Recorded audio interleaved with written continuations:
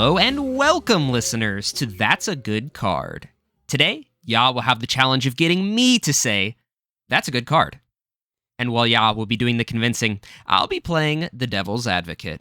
If you're interested in more Taxi content, check out our Patreon in the link down below.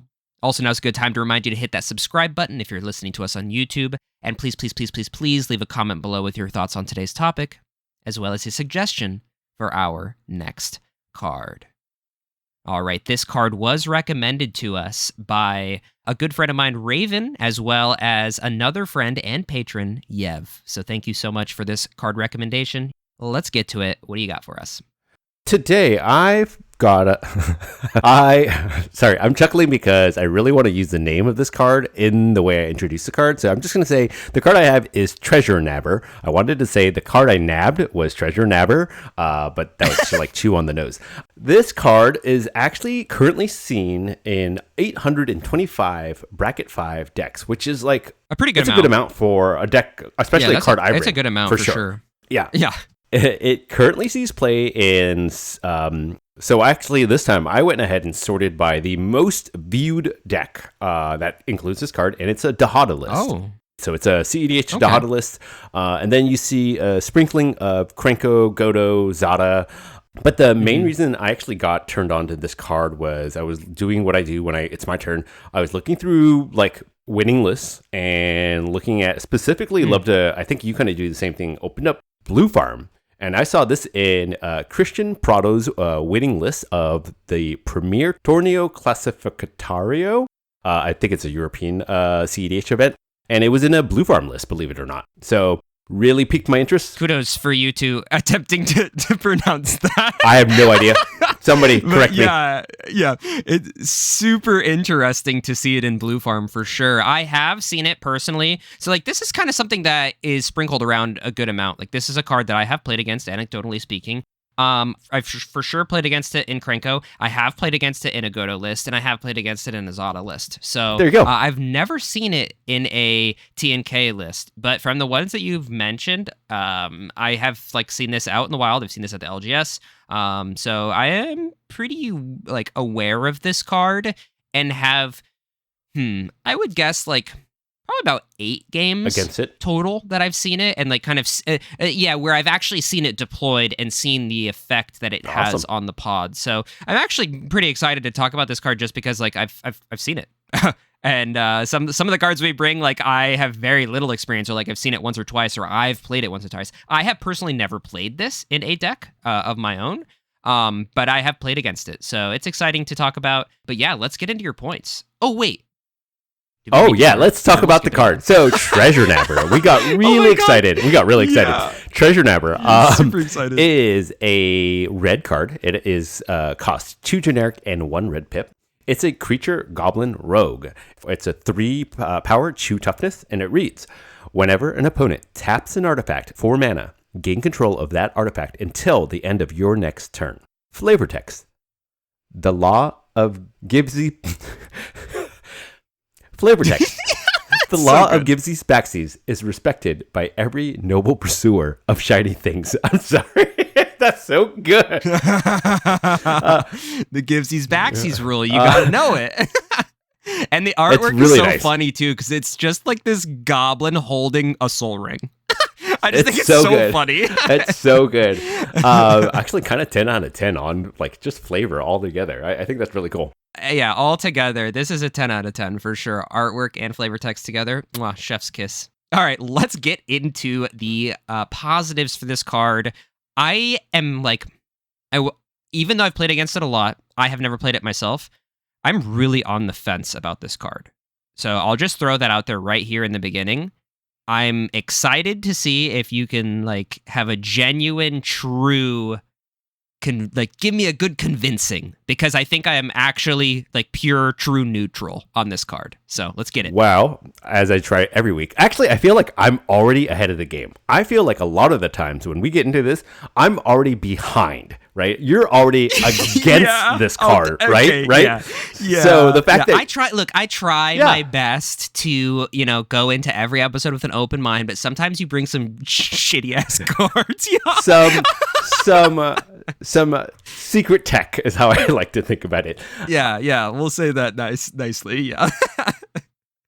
All right, let's get into it. What you got? Okay, so this card can be one of those cards that is can get complicated if there's like multiple copies. And as this card will blow up because I'm so confident in it, definitely read through the Oracle like text and like all of the rulings on it. There are quite a few. Obviously, one of the big ones is if like the artifact in question gets tapped but then gets removed, then Treasure Nabber doesn't grab it. If it changes zones after it's been tapped, it's not going to grab it, that kind of a thing.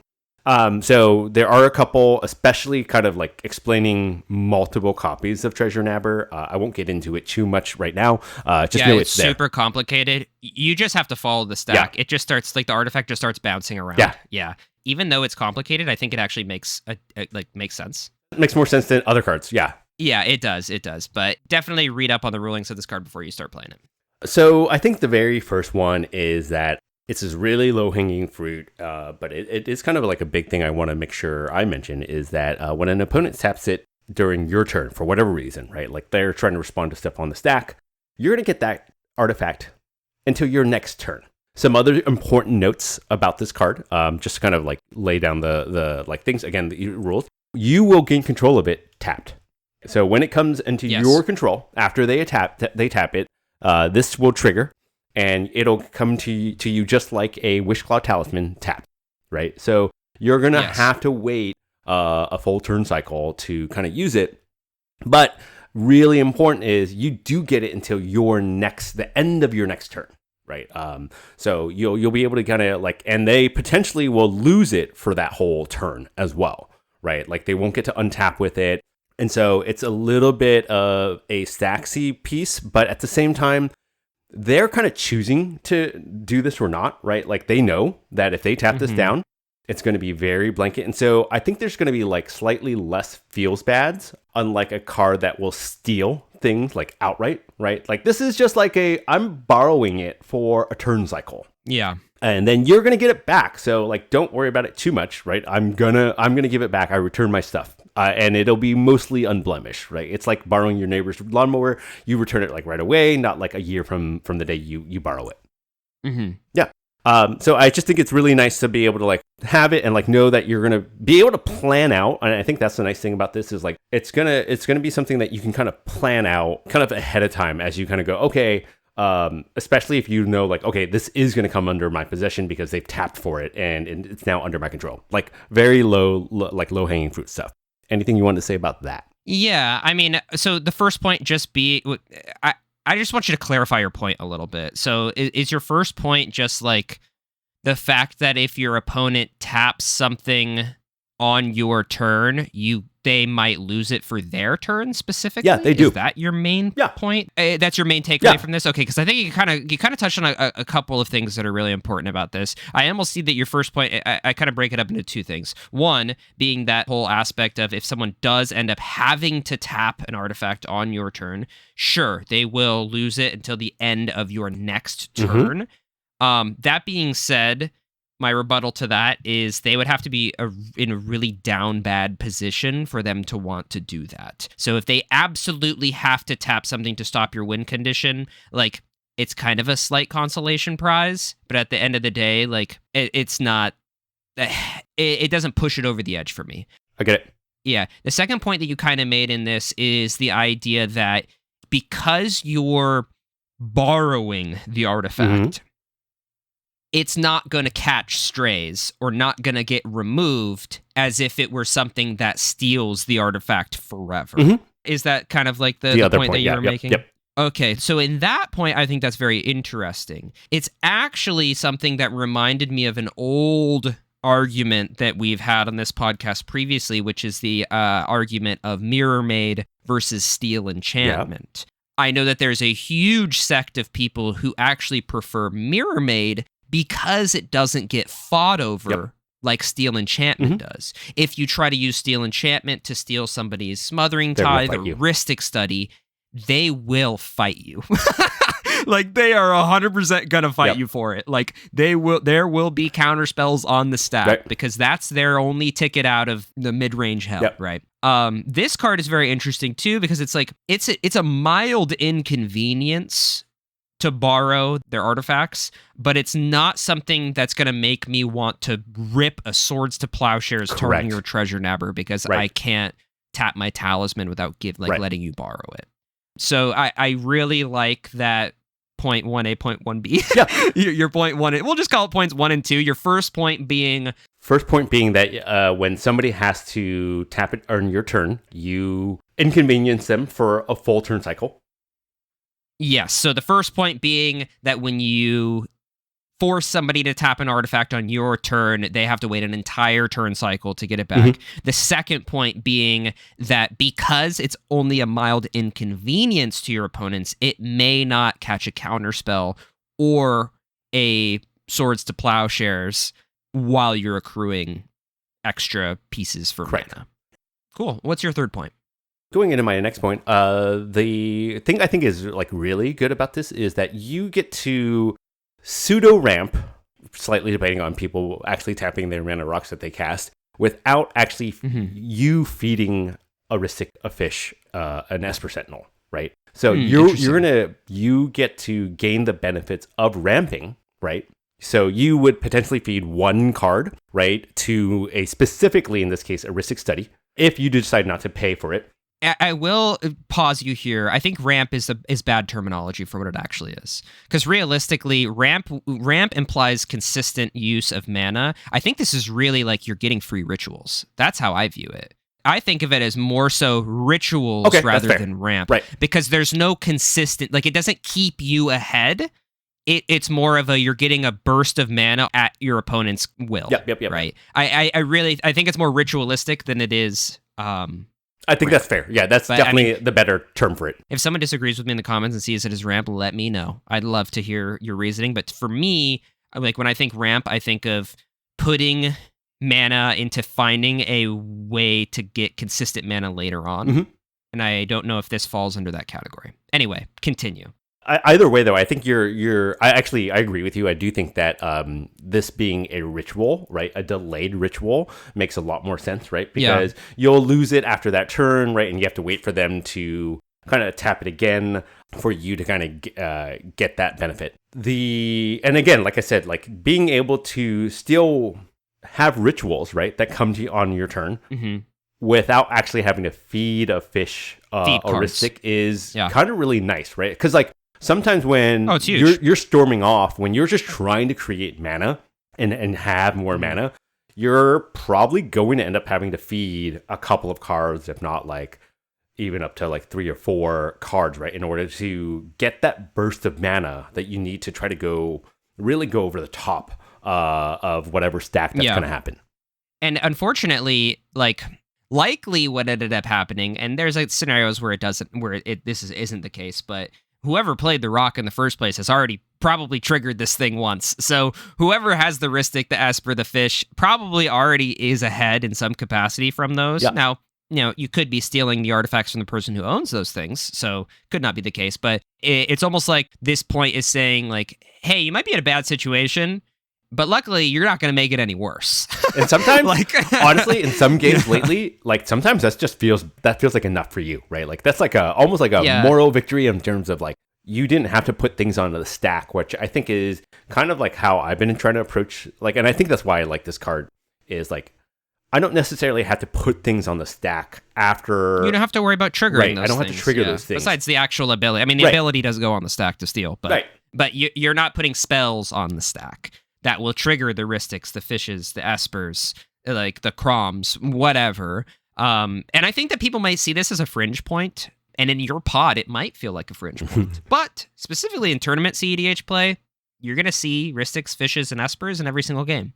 So I think it's a lot more relevant. This point is a lot more relevant than you might think. It's actually one of the reasons why I felt like when I tested Birthing Ritual a while back in Korvold, why I felt like that card overperformed was it felt like I was still able to advance my board state without having to pay taxes. Yeah, I wish I had brought that point up during my argument for it, because I mean I didn't bring up that argument, but that's something that I've thought about post testing of that card is, hey, that's, it's not nothing. So cool. I like your third point. So my last point is kind of like the subtle, and I think this is where we have even more discussion, is like this card can kind of help potentially determine your winning window, right? Because pre-ban, what we all kind of held our breath for was waiting for somebody's dockside or copy of a dockside to resolve for kind of like a very large amount of mana treasures to try to, that was kind of like the signal that this is the end game. Somebody's going to win either this turn or like the next turn, right? Now, what we're stuck in is these kind of really sloggy games, right? That so many things are fought on the stack. In a tournament, everything's waiting till the end, and everybody's now waiting to dump all of their resources in that moment. And I feel like a card like this is not a dockside. That's not what I'm getting at. But in your potential Magic Christmas Dreamland, right, where let's say there was a fight on the stack for on somebody else's turn, and everybody is tapping down their mana rocks in order to stop that person's win, that just is now going to dump all of those rituals to you to potentially give you that late to end game just mana advantage that you need in order to just push for that win, right? Like how many times have we needed that one extra or two extra blue pips or white pips, whatever it may be, in order to get that thing to resolve? And like I said, I'm going back to my third point a little bit of like not needing to add things to the stack in order to get those resources, right? One creates a window for you, hopefully. And it will kind of like tell you like, okay, I have these riches. Is this one I want to push? I need to use them, right? I'm going to give them back. Yeah. And so I need to make use of that. Yeah. And I almost think that in practice, what's going to happen is that it's going to create these like valleys and like peaks of like, okay, cool. Yeah. I have them, like, and then nobody cast anything, nobody tapped their Rex. And so, but they didn't really advance either. And like, I think that's the thing that I'm stumbling upon is that if people aren't necessarily using their rocks, that might not be a bad thing because the game's probably going slow enough that they're not really advancing their board. Sorry, go ahead. No, I really like this point. I kind of want to just expand on it before I rebut it. Yeah, sure. The expansion aspect of it is I think that there is a level of like caveman piloting that goes with this. I 100% agree with you. Like everybody talks about, like a lot of content creators and CEDHers always talk about like figuring out when your window is, right? Like what's my window? This card looks at the wall in your room and it sledgehammers open a window and says, hey, look, buddy, jump through. This is your window. You have like when the floodgates open in this massive stack war and everyone has to use their rocks, and I've seen this firsthand, everyone has to use their rocks to fight each other, and they're all like, oh, you're going to make me tap this, you're going to give it to somebody else, you're going to make this other person have a bunch of mana on their turn, and it's like, well, do you want to lose, or do you want to like have to, cross your fingers and hope that XYZ person can't win because you gave him a soul ring, you know? Right. So like the window becomes very clear for you when there's a massive stack battle and, nobody wins and the turn is passed. And now all of a sudden you're untapping with 2 soul rings, 2 talismans, and a mopal, you know, and you're just like, okay, I guess it's my turn to win. like that is literally what happens with this card, especially in our current meta where, nothing's going to happen until all the floodgates happen. So, or the floodgates open, rather. So, it's very interesting in that sense. My rebuttal to that is specifically in tournament play. It's kind of tough because when the floodgates open, that's normally the turn that's taking 40 minutes, and we are at time. Yeah. So you may never get to your turn where you would have had 2 soul rings, 2 talismans, and a mopal. Because that person is like, there's this massive stack where everybody uses their artifacts. You have control of all these artifacts, but hey, we're on the last turn. You're not going to get another one. That's the rebuttal to it for tournament play specifically.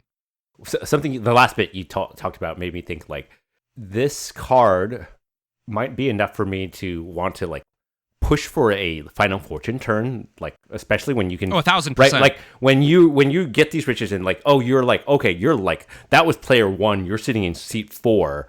That's when you potentially rip your Final Fortune and go, well, I might just have to go for broke, right? Because like this just happened. My window. This is my window, and there's still time 100%. left, right, in that where this might be, like you said, it's kind of like a caveman just like beating that hole in that wall for you, going like, here it is. Like, you've got to take your chance.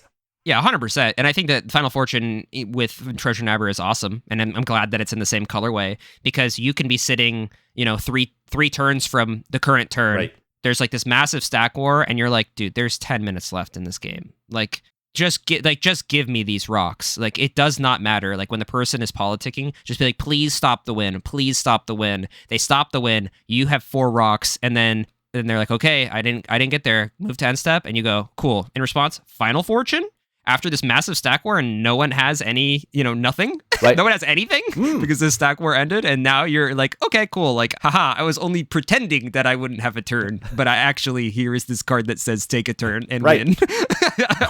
So I really like Final Fortune with this card, and I'll kind of talk about some other cards that synergize really well with it in my downsides, which sounds counterintuitive, but you'll understand why. Speaking of downsides, let's go ahead and talk about some downsides.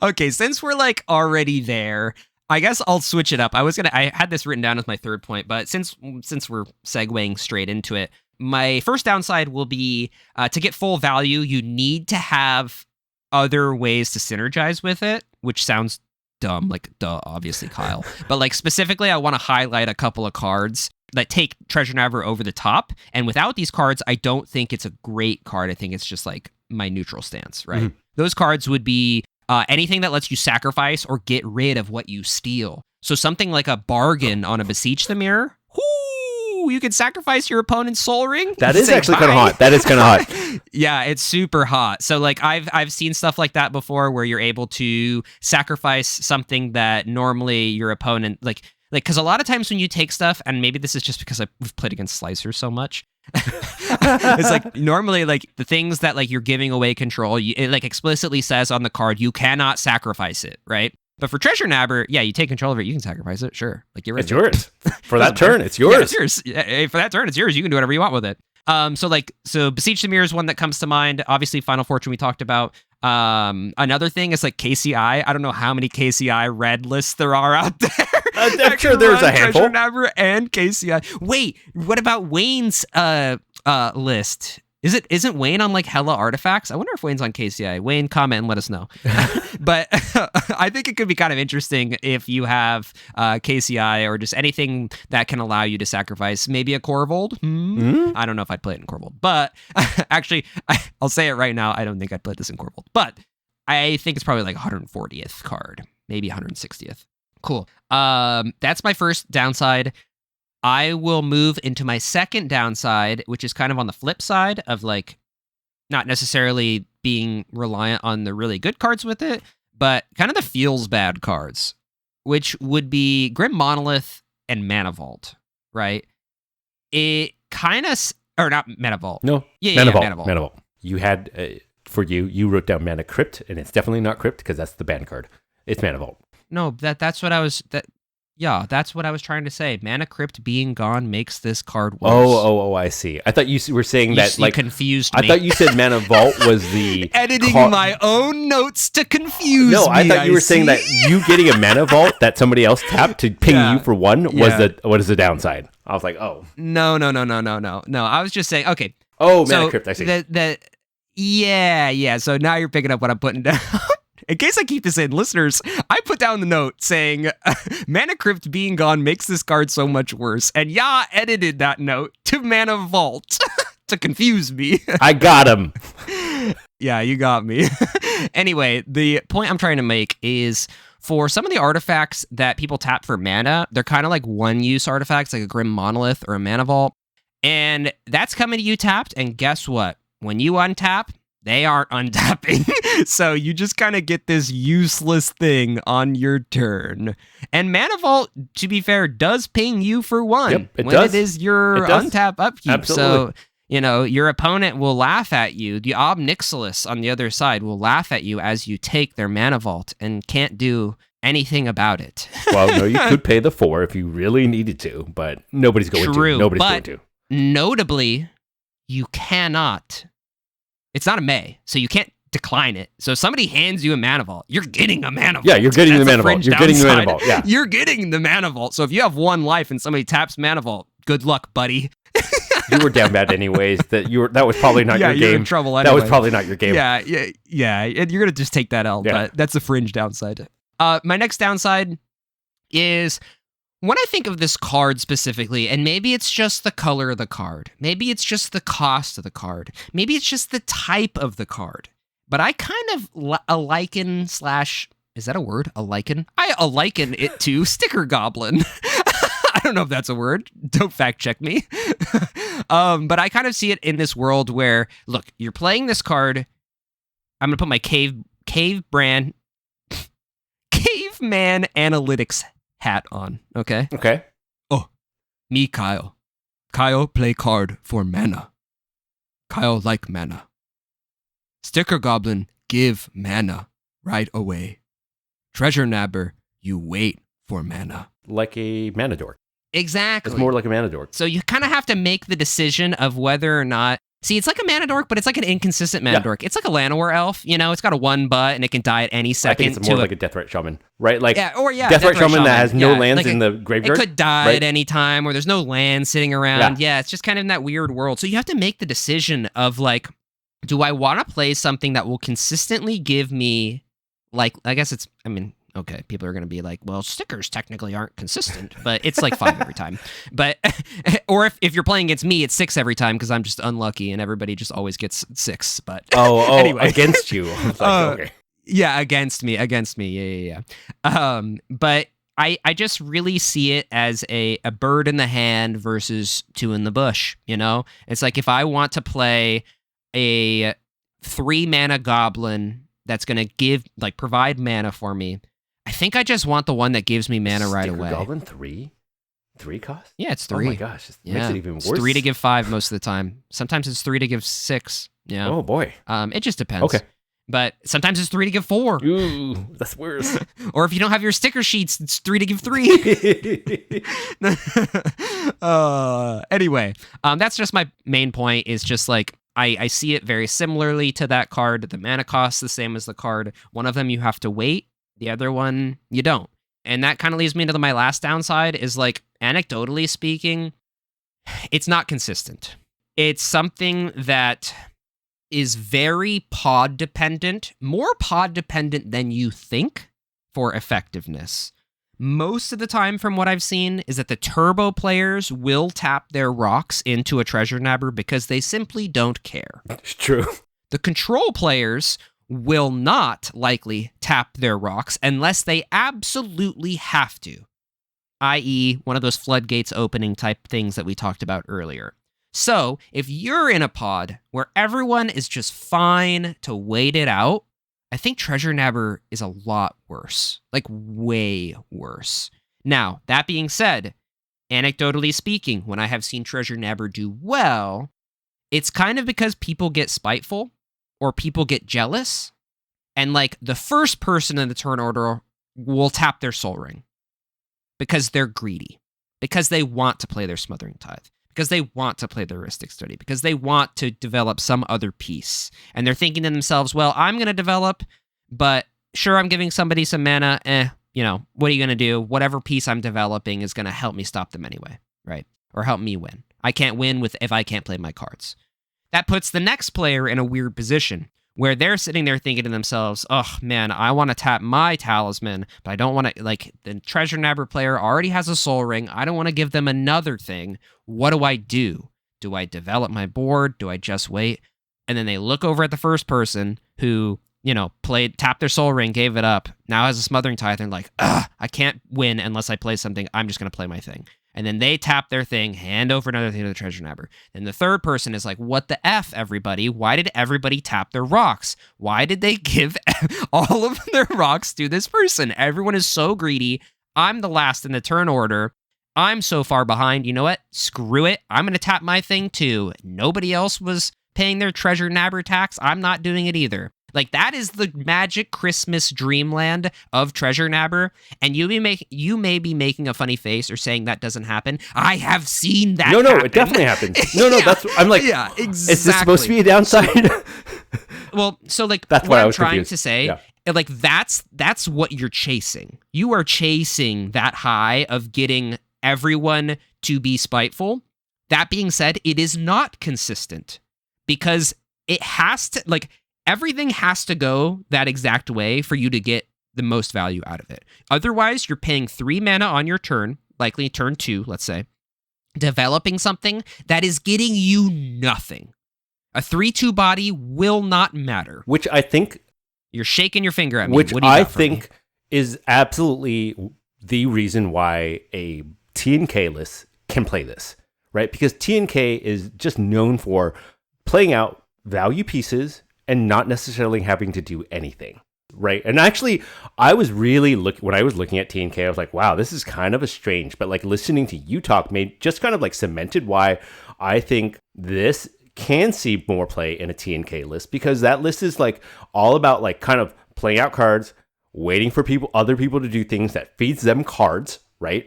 And then the only thing they need is sometimes just that extra bit of mana to, all right, cool, I'm going to resolve my pieces and here's my win, try and stop me, right? Like, that's kind of like TNK. Like, yes, you can play control if you want as a TNK player, all of those things, but they're looking to kind of like just shape that game and shape that window. And so to me, it's okay in a list like that, right? A list that like that specifically, that doesn't mind playing out pieces and waiting, right? And some of these games in a tournament, I think that in a local meta, I'm with you. Like, this is kind of like you have to know your pods, you have to know your meta. It's a mixed bag. But in a tournament setting where a lot of people are like, you know, when I listen to other content creators, like what I hear a lot is like people are playing their value engines, their pieces, and then they're waiting, right? Everybody's just sitting and waiting until like the last minute, and then they try to win.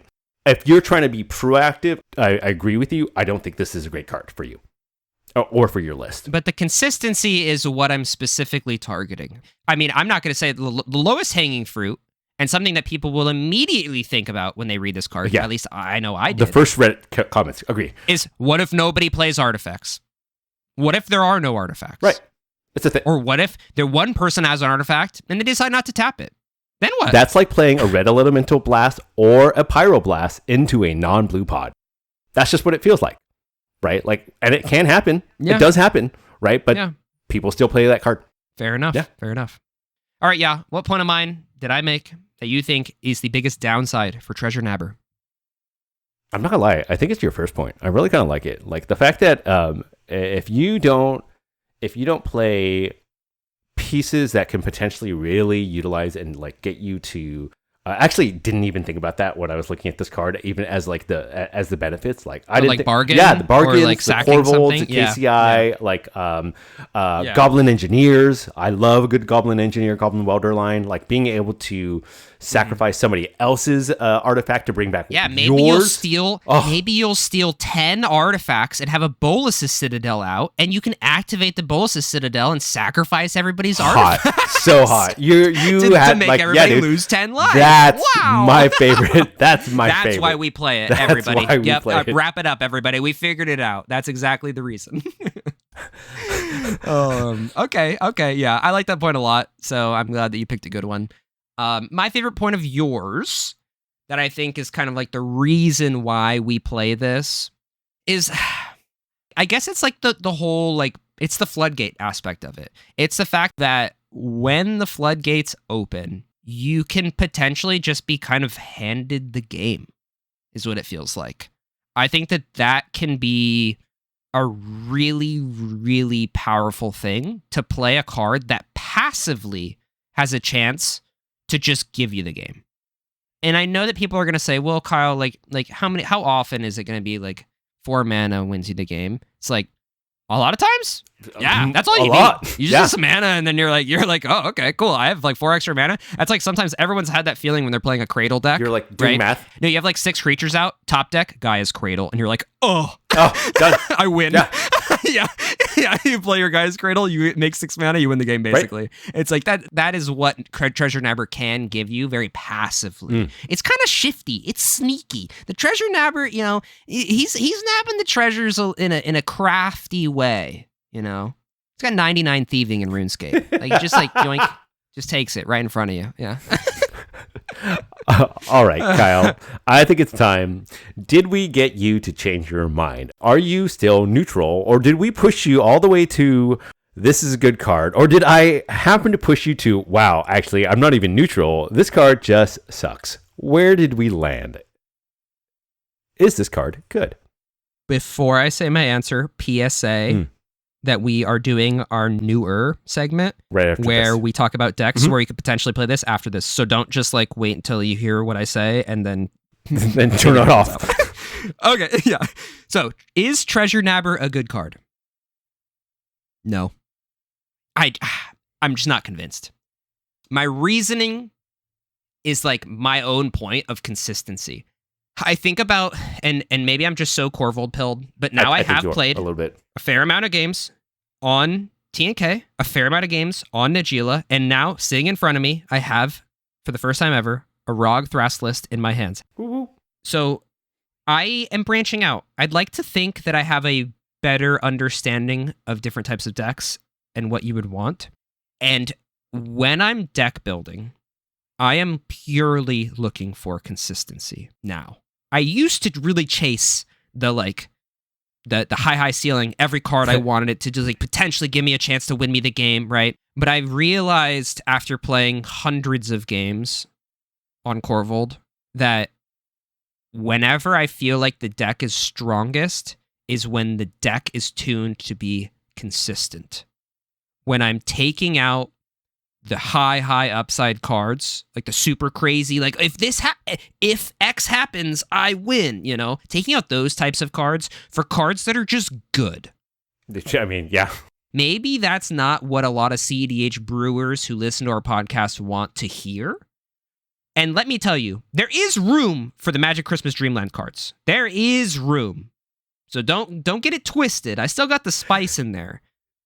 But it's not like 30 cards in my list are going to be these crazy spicy cards. And I think that this is one of those spicy cards. Like this has to go into a spice slot, okay? And there's only 4, 5 spice slots max before you start dipping way past where you want the consistency. Depending on what the deck is, maybe only 1 or 2. So I agree with you. Yeah, there. Maybe even 1 or 2. Exactly. Like when I start prepping for a big tournament, my spice goes down the drain. I go to like 2, maybe 2 spicy cards, right? Because I just want the consistency. I want to be more consistent with my wins and not just have these like explosive random wins that only happen once every blue moon on the second Tuesday of each month. You heard it here, folks. We're now a Blue Farmed pod. That's what we play. We just play good cards. No, I'm joking. No.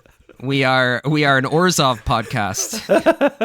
Psych! Orzhov doesn't have any good cards. No, that's just whoa. We love Orzhov. We love Lotho. I have been playing a lot of Lotho. Shout out to Mike from the Howling Salt Mine for listening to me complain about Orzhov's lack of card draw. Anyway, all right, moving on to the segment that we have started. We are going to bring up a list to the other, and we are going to basically ask the other person on a scale of 1 to 10, how interested would you be in testing Treasure Nabber in this list? All right, do you want to give me a list first, and I'll give you yeah, I'm going to choose Ob Nixilis. Ooh, Ob Nixilis. Interesting. So my gut tells me immediately like a 7.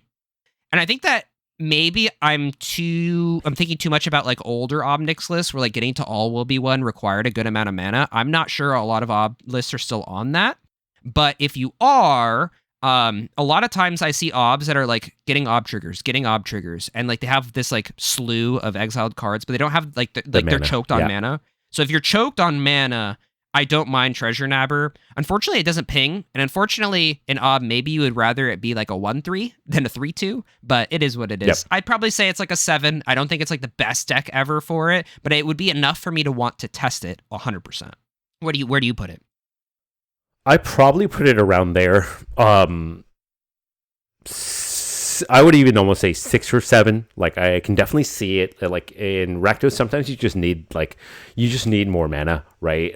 Because have cards in exile, and you're like, ooh, I wish I could cast this, but I just don't have the pips for it, or whatever it may be. So yeah, about a 7 sounds right to me. Well, what do you have for me? All right, Krark Saka. Krark Saka. Ooh. The thumbless boy himself. That's probably, I'll be honest with you, I think that's like a 3 or a 4. It's pretty low. Okay. Right? Because those cards are all about synergy, and it actually, I don't think Krark Saka has an issue sometimes generating mana when it's not normally. A lot of their shit's free. Right? Like it's free, or it's going mana positive as is casting free spells, right? If it has its ends going. I agree. So I don't think this is needed at all. It might even be lower. Off of vibes alone, though, I feel like the Goblin and Treasure Nabber could be homies with Krark. Oh, for sure. I feel like they know each they other. are For buddies. sure. They drink on Thursdays and play Magic. Yeah, exactly. I would agree. I'd probably put it at like a 2 or a 3 just because of the reasons you said. I don't think it's a Krark Saka card. Okay, I'm going to ask you the Rogthras. What do you think? Interesting. It does fit the bill of creating lots of mana. That being said, I don't know if I need more things to create more mana. Now, I haven't played a game with it yet, but I have built and looked at my list, and I feel like I don't have a problem making mana, and there's a lot of good ways I can make mana. I think it falls into the category of a creature that makes mana, which is great in Rogthras because we're a Cradle deck and an Enduring Vitality deck. So the Treasure Nabber can be more valuable than just stealing artifacts. So I don't know. It's not like the worst thing in the world, but I don't necessarily need it. I'd go like a 6. I brought it up mainly because like I thought it'd be really interesting that as this deck, it's definitely becoming much more popular. I think I hear so many people talking about it in terms of a mirror match, right? Like, okay, now you sit down on a pod with like 1 or 2 other like Rogthrases. Like, is this good enough to slot in as a tech piece? Kind of against, right? Like stealing another Rogthras's like potential artifacts. Yes, I know that they're more of a Cradle deck. Like at least the more The artifact count's still pretty high. Yeah. Like I think mine's at like 12. So I don't necessarily think it's needed there. I'm going to go fairly neutral and go 5 or 6 on this one. Yeah. All right, last one for you. I'm just going to give you one more. Sisse. Oh, that's a hard one. Sisse. Yeah, it's interesting. I bet you Sisse pilots are going, nope, not at all. Not legendary? I don't want it. But I can see, I think there's some room for like some tech pieces in Sisse. So I would give it a 7. I'd be really interested in trying it out because I think like, again, like sometimes Sisse just needs that extra push, right? And like, sometimes it now almost acts like a real hard stacks piece if Sisse plays this card out because like nobody wants to really give Sisse any more mana, right? Giving Sisse mana at all is like kind of like giving Kinnan like mana somehow. Like giving Kinnan mana just sounds like a bad time. Yeah, it sounds like a bad idea for sure. I agree. I think I put it at like a I guess it's not the best, but you do have a lot of big things that have like 2 or 3 colorless pips, so stealing a Soul Ring might be actually pretty big. You know what? Going off on a limb. 8. Whoa, I almost said that too. Then I backed myself off. Sisse pilots out there, let me know how insane that sounds in the comments, please. Or maybe it's this hidden tech that you've been looking for. If that's the case, you're welcome. LOL. All right, rapid fire, y'all. Will you test it? This is a new part of sub-segment. Okay, go ahead. I'm going to name a list. Would you test Treasure Nabber in it? Yes or no? You ready? Yeah. Malcolm Caddis. Yeah. No. No. Oh, no. No. Okay, no. Okay, Rocco. Yes. Okay. Atali. Yes. Krark. Timna. No. Rakdos the Muscle. Yes. I knew you were going to say yes, you dog, you. Because I know you like this card, and you're like, dude, I might just, it's already in. Yeah. Yeah, I'm buying it right now. All right. That was fun. All right, y'all. It is time for our closing segment. That's a good card, question mark? Now, in this segment, what is going to happen is Ya's going to provide me the name of an obscure Magic the Gathering card, and it's going to be my job, as well as yours, the listener, to guess everything about that card. Color, type, cost, power, toughness, flavor text, artwork. We're going to try to do it pretty quick because we've been taking a long time on these podcasts, and some of you may love that. Some of you to do. Be honest. I think our last pod was Let us know. It was a lot of raw footage, and it ended up being like 53 minutes. Yeah, sorry. So I don't know. It's just expanding. Yeah, no worries. Okay. What is my card for this week? So this one comes, I think this might be our first, maybe second recommended card. It comes from Cedar Bobadar 7223 on a YouTube comment. It said, that's a good card. You should do Toxic Scorpion. It's probably too easy, but I'm curious. So the card is Toxic Scorpion. I remember this because when I'm the one who replies to all the comments on our YouTube. So I remember replying to this like something along the lines of like, oh my gosh, okay, yeah, I'm not going to look it up what it is. And then will eventually, give it to me. And here we are. And I want to put emphasis that Bebedar really wants you to focus on the flavor text because they feel like this is something you would really come up with. Okay. Toxic Scorpion. So it's really hard for me to make this decision. Part of me wants to say it's a green card, but because like scorpions, spiders, things in the forest, but the other part of me wants to say it's a black card because like toxic means like poison, like toxic deluge, toxrill, toxic things. That's very it's very on theme for that color. So I'm going to go with a 1 mana creature. It's going to be 1 black pip. It's going to be creature, scorpion. It's a 1/1. It's going to have death touch, obviously, because it's a toxic scorpion. And it's going to say, maybe it has some weird stuff. Maybe it's just basic. Maybe it's just nothing. Besides it's a death 1/1 for 1 with death touch. Yeah, it's a 1/1 for 1 with death touch. Yeah, we'll leave it with that because it's gonna have a lot of flavor text, and the art is just like this black scorpion sitting on a rock with like in the scorpion tail. The tail is green, and there's like goosebump slime dripping off the tail. You know what I'm talking about? Like neon green goosebumps, like drippage coming from the tail. That's a scientific term, drippage. And the flavor text will read, "Think that thing's poisonous?" Question mark. Quote. Is that it? Quote, no, I need to think of somebody who would say that. Who gives me memer energy? Rogue Rack, the legend. Rogue Rack. Quote, Rogue Rack, son of Roga. All right, how'd I do? Okay, honestly, dude. Is it green? I'm going to be really sad if it's green. It is green. And you know what? You got really close. This might be the closest you've ever gotten. So it's a green creature. Toxic Scorpion is a creature scorpion. I was so close. It's 1 generic pip and 1 green pip. It is a 1/1. Okay, so it's 2 mana. With Death Touch. But it also has, when Toxic Scorpion ETBs, another target creature you control gains Death Touch until end of turn. That seems pretty good. And it is a green scorpion on a rock with its venom or its stinger curled as scorpions do. Is there drippage? Not that I can tell here. Okay, are you ready? Wait, what was your quote again? Do you remember? Think that thing's poisonous?